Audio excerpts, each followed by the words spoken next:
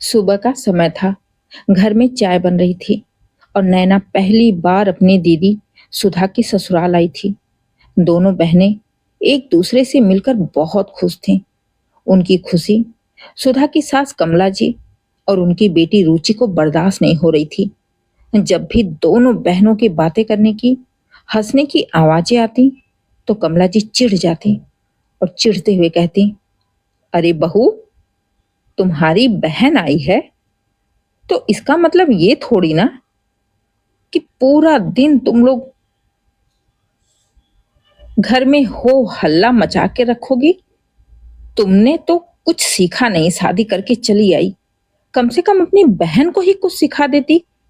सास की बात सुन सुधा धीरे से कहती है, मम्मी जी, नैना 2-4 दिन के लिए हमारे घर आई है, मेहमान है। अब उसे किचन के कामों में लगाना अच्छा लगेगा क्या? सुधा की बात सुन उसकी ननद रुचि नाक सिकोड़ते हुए बोली, मेहमान? लगता तो नहीं है। सुबह से बस बैठ बैठ कर मोबाइल चला रही है। और वैसे भी मेहमान घंटे 2 घंटे के लिए होते हैं, 4 दिन के लिए नहीं। 4 दिन के लिए जो घर में आता है वो हाथ बटाता है। यही हमने सीखा है और देखा है। कमला जी भी बेटी के हाँ में हाँ मिलाते हुए बोली, और क्या बेटा, यही होता है, हमने भी देखा है। और दोनों माँ बेटी की बातें नैना ने भी सुन ली। वो धीरे से सुधा के पास जाकर कहती है, दीदी, मुझे भी कुछ काम बता ही दो, मैं भी कर ही देती हूँ।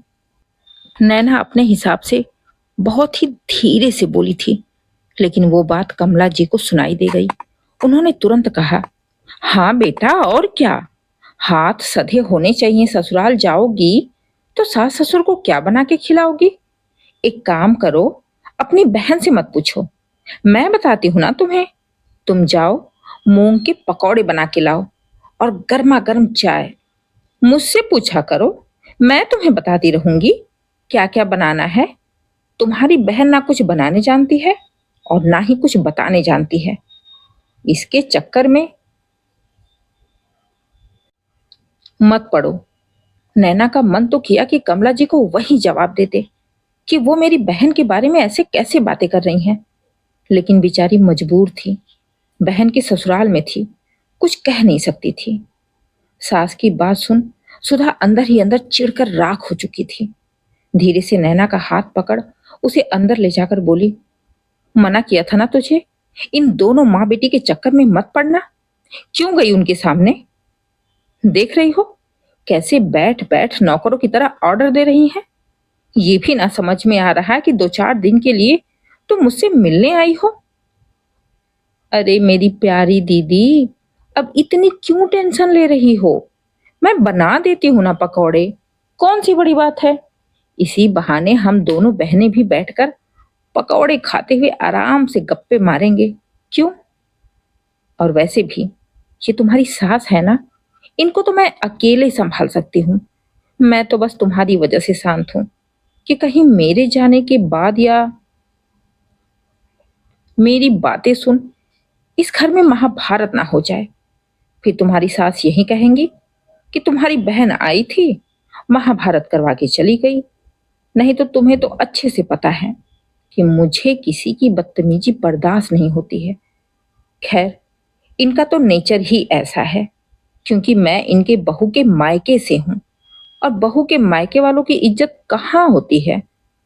नैना की बात सुन सुधा गुस्सा पीते हुए बोली, ठीक है, चल तू चाय चढ़ा, मैं पकौड़े बनाती हूँ। नैना को जबरन कमला जी ने रसोई में लगा दिया। दिन भर में कम से कम 4 बार अलग अलग पकवान बनाए गए। पूड़ियाँ, दाल बाटी, राजमा चावल, फिर शाम की चाय के साथ समोसे। सब कुछ बस नैना से बनवाओ, नैना से बनवाओ का आदेश चलता रहा। और सब कुछ खाते खाते कमला जी खुशी खुशी कहती, बहू, तुम्हारी बहन तो बहुत अच्छा अच्छा खाना बना रही है। काश तुम भी ऐसा बनाना सीख लेती उससे। एक बहन की तारीफ तो दूसरे की बुराई, क्योंकि दूसरी उनकी बहू थी। इस बार सुधा भी चुप नहीं रही। उसने भी कहा, मम्मी जी, वो कहावत सुना है ना आपने, घर की मुर्गी दाल बराबर। वही हाल है। और वैसे भी मम्मी जी, आपने अपने बेटे की शादी किसी रसोइये से नहीं की थी जो दिन भर किचन में तरह तरह के पकवान बनाती रहे। एक नॉर्मल बहू घर का जितना काम करती है, मैं हर वो काम करती हूँ। अभी सुधा की बात पूरी भी नहीं हुई थी कि रुचि हंसते हुए बोली, भाभी, मगर आप तो उससे भी गई गुजरी हैं। नॉर्मल बहू के भी तो लक्षण नहीं है आपके अंदर। रुचि की बात सुन सुधा जैसे ही बोलने को हुई, नैना ने धीरे से उसका हाथ पकड़ के दबा दिया और इशारों में चुप रहने के लिए बोला। किचन में आकर नैना ने कहा, दीदी, मैं तो यहाँ घूमने आई थी। अब लग रहा जैसे बस रोटी बेलने आई हूँ और महाभारत कराने आई हूँ। नैना की बात सुन सुधा की आंखों में आंसू आ गए। उसने नैना को वापस भेजने का मन बना लिया, लेकिन फिर अचानक ही जाने उसे क्या सूझा, उसने इस माँ बेटी को सबक सिखाने का मन बना लिया। और अगले दिन सुबह सुबह जब कमला जी और रुचि ने फिर से कई पकवानों की फरमाइश नैना से की, तो नैना जैसे ही किचन में जाने लगी, सुधा उसे रोकते हुए बोली, रुको नैना, बस अब बहुत हो गया। मम्मी जी, मेरी बहन कोई नौकर नहीं है, 2 दिन के लिए आई है, वो भी आपने उसका जीना हराम कर दिया है। एक दिन की बात हो तो जाने भी दूं, आप दोनों ने तो जैसे आदत पकड़ लिया है। बहू की बात सुन कमला जी तेजी से पलटते हुए बोली, अरे बहू, ये किस लहजे में बात कर रही है तुम? साफ शब्दों में माँ जी। सुधा की बात सुन रुचि उसका मजाक उड़ाते हुए अपनी माँ से बोली, माँ, लगता है भाभी को अब दीदी बनने का चस्का लग गया है। बड़ी बहन है ना, छोटी बहन पे प्यार आ रहा होगा। बिल्कुल आ रहा है दीदी, क्यों नहीं आएगा? छोटी बहन है मेरी, 2 दिन के लिए आई है तो आप लोगों ने उसे नौकरानी बना दिया। और आप तो बहुत कहती है ना कि मेहमान घंटे 2 घंटे के लिए होते हैं, जो 2 दिन 4 दिन रहता है वो घर के काम करता है। आपने और माँ जी ने यही देखा और सुना है ना, तो आप क्या कर रही हैं? आप भी तो हफ्ते में 4 दिन यहीं बैठी रहती हैं ना, कितने दिन काम करती हैं आप? आप भी तो मेहमानों की तरह नहीं आती है ना, तो आज से खाना आप भी बनाएंगी। अब एक टाइम का खाना मैं बनाऊंगी, एक टाइम का खाना आप बनाएंगी, क्योंकि आप भी इस घर की मेहमान नहीं हैं। और माँ जी, मेरी बहन के लिए तो आपको बड़े नियम कानून याद आ रहे थे, खुद की बेटी के लिए सारे कानून भूल जाती हैं। बहू की बात सुन कमला जी पहले तो हैरान हुई, फिर गुस्से में गरजते हुए बोली, बहू, अब ये तेवर दिखा रही है तू हमें? सुधा भी अब पूरी तरह से मूड में आ गई थी। उसने भी उसी अंदाज में बोला, तेवर नहीं माँ जी, बात यहाँ अब इज्जत की है, मान सम्मान की है। नैना यहाँ घूमने आई थी, लेकिन आपने उसे किचन से ही फुर्सत नहीं दिलाई। कहीं ले जाकर घुमाने की तो बात ही दूर की है। इसलिए अपने मायके की इज्जत के लिए मैं खुद उसे लेकर जा रही हूँ घुमाने के लिए।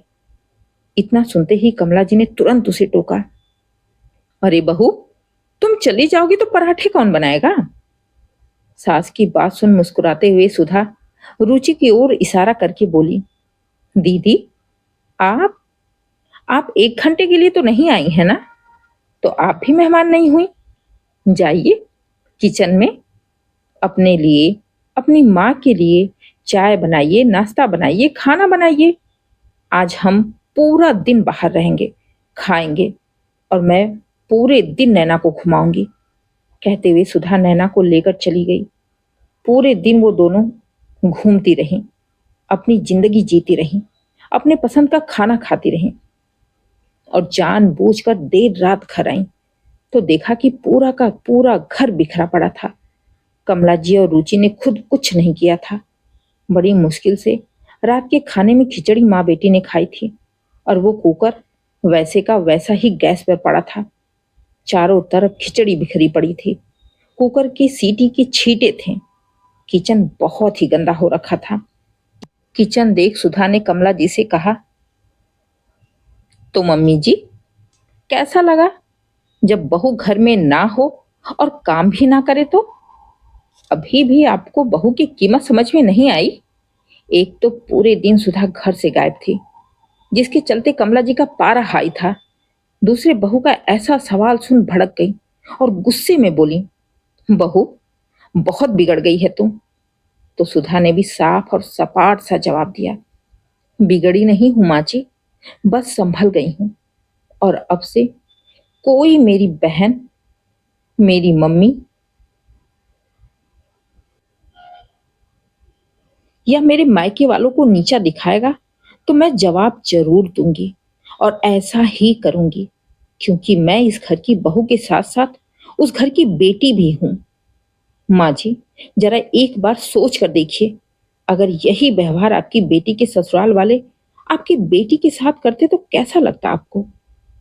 आपको जो भी कहना है मुझसे कहिए ना, क्योंकि मैं आपकी बहू हूं, मेरी बहन नहीं। और मेरी हर बात में मेरे मायके वालों को बीच में लाने की जरूरत भी नहीं है। अगर आप उन्हें इज्जत नहीं दे सकती तो आपके ताने देने का भी कोई हक नहीं है।